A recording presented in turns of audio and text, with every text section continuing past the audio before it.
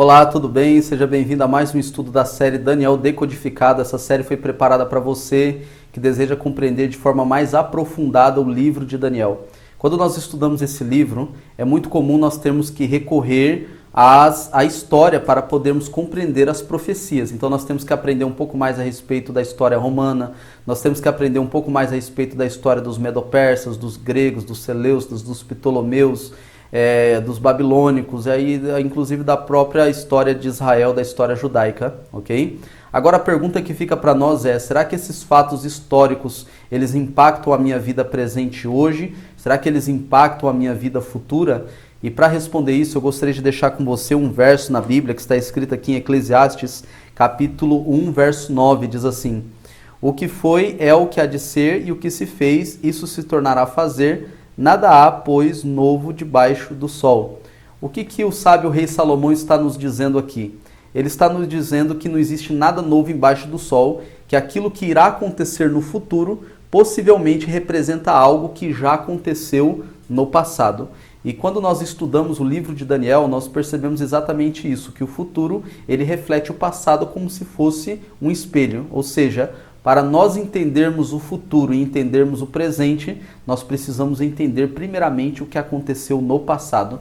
Por isso eu gostaria de convidar você a ficar firme conosco para que nós possamos estudar as profecias de Daniel, os fatos que aconteceram no passado, a fim de nos contextualizar sobre o que está acontecendo no presente e nos prepararmos para o futuro. Que Deus abençoe você. Vamos juntos. Ok, muito bem. Vamos retomar então o nosso estudo do livro de Daniel. No nosso último encontro, nós estivemos aqui vendo questões relacionadas à autoria e à data de composição do livro. E nós verificamos que os judeus e cristãos tradicionais, eles consideram que o livro ele foi escrito no 6º século antes de Cristo e que o próprio Daniel foi o autor do livro que leva o seu nome. Eu estive falando para vocês a respeito de alguns fatos históricos que aconteceram aqui no ano 605 a.C., quando Nabucodonosor ele venceu a batalha de Carquemes contra os egípcios e ele avançou sobre o território de Israel e ele subjugou o rei Jeoaquim em Jerusalém e ele pilhou os utensílios do templo e levou para a Babilônia, juntamente com os jovens da linhagem dos nobres, entre eles Daniel e seus amigos. E agora Daniel, ali na Babilônia, ele passou então a relatar as experiências que ele teve ali, e, inclusive ele relatou ali as suas visões, e chegou então o livro de Daniel às nossas mãos, conforme ele escreveu nesse período. Essa é a opinião dos eruditos cristãos e dos judeus tradicionais, ok? Eruditos cristãos tradicionais e judeus tradicionais também, tá bom? Então nós vamos ver agora uma outra opinião, e essa opinião é dos eruditos críticos históricos. Então eu gostaria que você deixasse o 6º século antes de Cristo e você viesse comigo no 2º século antes de Cristo, mais especificamente nesse período aqui, 175 a 163 antes de Cristo. Esse aqui foi o período de reinado de um rei seleucida chamado Antíoco Epifânio. Eu gostaria de pedir que você me desse permissão para poder contextualizar tudo o que estava acontecendo, porque é possível que nós tenhamos pessoas que estão começando agora no estudo do livro de Daniel e é importante essa contextualização, ok? A história conta que o Império Neobabilônico alcançou seu apogeu. Foi nessa época que Daniel escreveu o livro que leva o seu nome, de acordo com os cristãos e judeus tradicionais, como nós verificamos. Só que a Babilônia, ela caiu. E então veio o Império Medo-Persa, que também alcançou seu apogeu, só que depois caiu. Por fim veio o Império Grego, tá ok? Liderado por um rei chamado Alexandre o Grande. Todos nós já ouvimos falar de Alexandre o Grande, ele é considerado um dos mais brilhantes estrategistas militares que o mundo já conheceu. Alexandre o Grande ele dominou todo ali, boa parte do mundo conhecido dos seus dias, dominou aqui o Egito, as Índias, enfim, ele conseguiu anexar aí um grande território. Só que a história conta que Alexandre o Grande ele morreu muito novo, ele morreu com 33 anos de idade.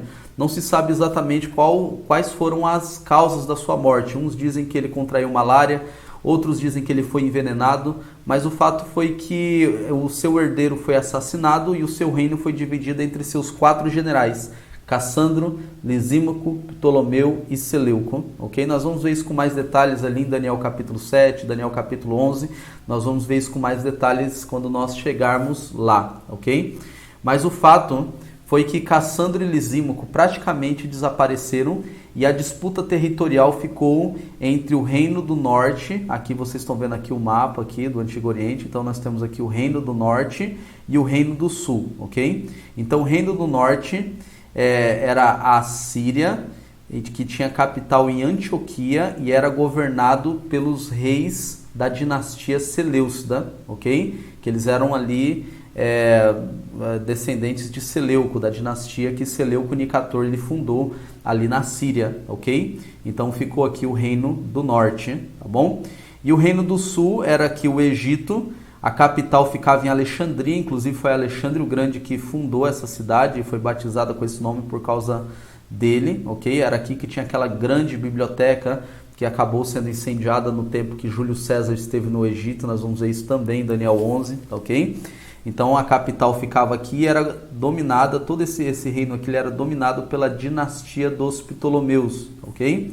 E aqui bem no centro da disputa nós tínhamos aqui o reino de Israel com a capital aqui em Jerusalém, ok? Lembrando só que Israel não era um reino independente nesse período, ora estava sob o domínio dos egípcios, ora sob o domínio dos sírios, então não era um reino independente nesse período. Ok, tendo contextualizado, vamos aqui tentar entender o que estava acontecendo. Antíoco Epifânio ele estava governando aqui então na sua capital em Antioquia e ele tinha um sonho que era empreender a conquista definitiva do Egito. Vários ancestrais de Antíoco Epifânio tentaram obter essa façanha, nós vamos ver a história dessas disputas em Daniel 11 também, tá bom? Ali pelo menos até o versículo 20 ali é certeza que ali está se tratando das disputas entre os Ptolomeus e entre os Seleucidas, ok? A partir do verso 21, os eruditos preteristas e os futuristas que acreditam que o capítulo continua narrando ali a história de Antíoco Epifânio. Eles falam que o homem vil do verso 21 representa Antíoco Epifânio, e nós vamos analisar todos esses detalhes aí, tá bom? Mas o que eu queria dizer para você é que Antíoco Epifânio ele tinha um desejo de empreender a conquista definitiva do Egito. Seus ancestrais, muitos deles quase conseguiram, inclusive Antíoco III, ele foi um rei que ele é inclusive considerado um dos reis mais aguerridos da dinastia dos Seleucidas. Ele chegou a conseguir tirar a Palestina do controle dos egípcios e anexar a Síria, ok? Só que ele não conseguiu empreender a conquista definitiva do Egito. Então o que aconteceu? Antíoco Epifânio ele achou que ele poderia empreender essa realização. E ele teve uma campanha bem sucedida contra o Egito, ele conseguiu ali grandes vitórias, ele voltou do Egito com muitos despojos, ele passou em Jerusalém, pilhou o templo também e voltou para a sua terra. Só que quando ele foi empreender uma segunda campanha contra o Egito, e dessa vez talvez para levar a cabo a sua conquista definitiva do Egito, ele foi frustrado nas suas intenções por causa da intervenção romana. Os romanos, aqui no mapa não dá para ver, mas Roma está lá em cima ali, né? Lá para cima, mais ao norte ali. Eles enviaram ali uma frota de navios e lá nela estava o cônsul romano Caio Popílio Lenas, ok? Então ele confrontou Antíoco Epifânio. Antíoco Epifânio tentou usar táticas de adiamento e tal, só que os romanos eles proibiram Antíoco de invadir o Egito e traçaram um círculo em volta dele, dizendo que ele não poderia sair daquele círculo sem dar uma resposta, se ele ia perseverar na sua conquista sobre o Egito ou então se retirar.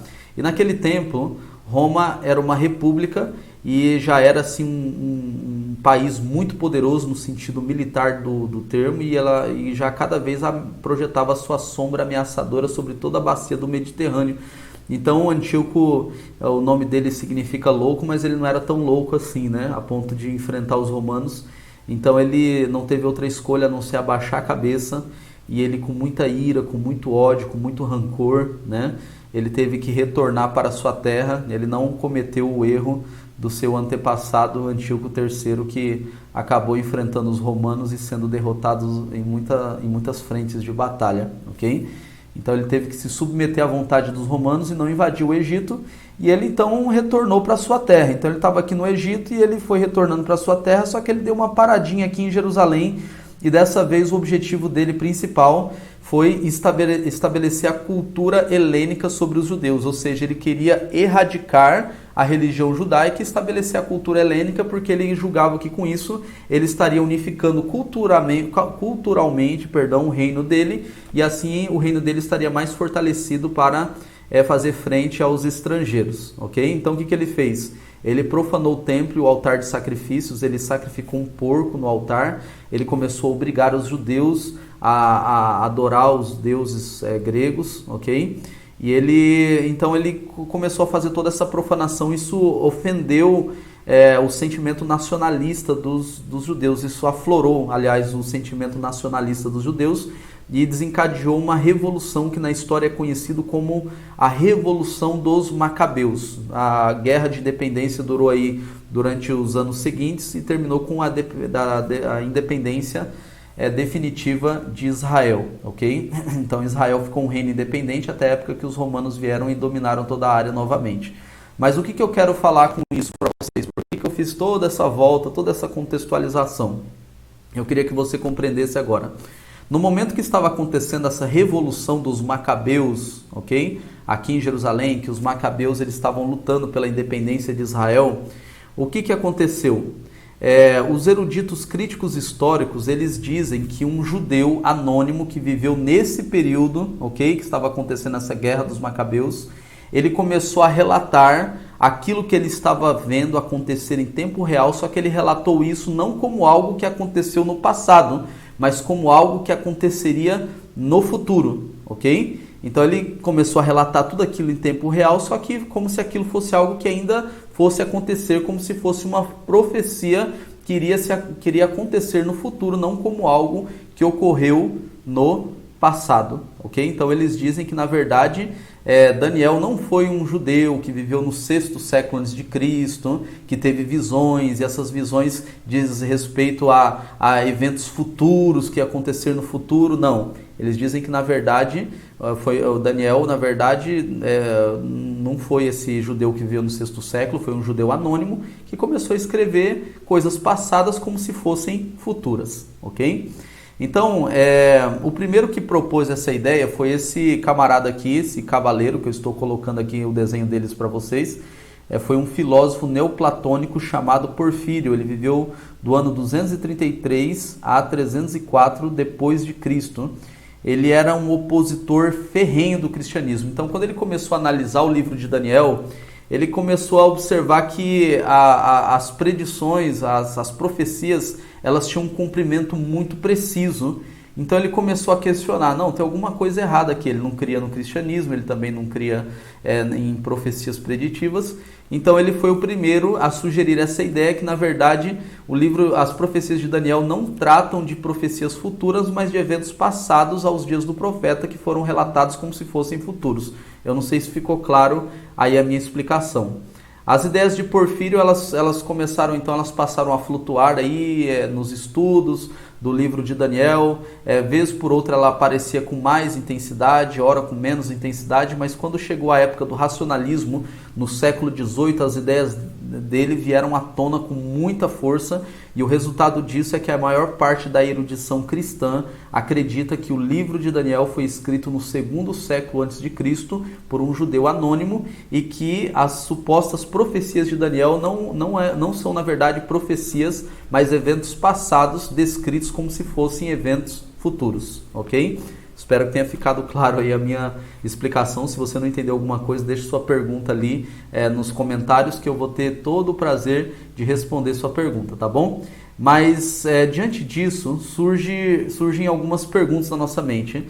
Será que o livro de Daniel realmente traz profecias que iriam e vão se cumprir no futuro? Ou será que o livro de Daniel, as profecias de Daniel, são meros relatos que ocorreram no passado, que são descritos como se fossem futuros? Para nós respondermos essa pergunta, nós vamos recorrer às evidências que nós temos. Então, no próximo vídeo, eu vou trazer para vocês a linha argumentativa dos eruditos críticos históricos, ok? Para validar a sua posição, e também a linha argumentativa dos judeus e cristãos tradicionais para validar também a sua posição, e assim nós podemos chegar às nossas conclusões, tá bom? Então, eu gostaria de convidar você para estarmos juntos no próximo vídeo, onde nós vamos tratar desse assunto e chegarmos então à nossa conclusão. Grande abraço, muito obrigado por assistir, por estar conosco. Deus abençoe você e até o próximo vídeo.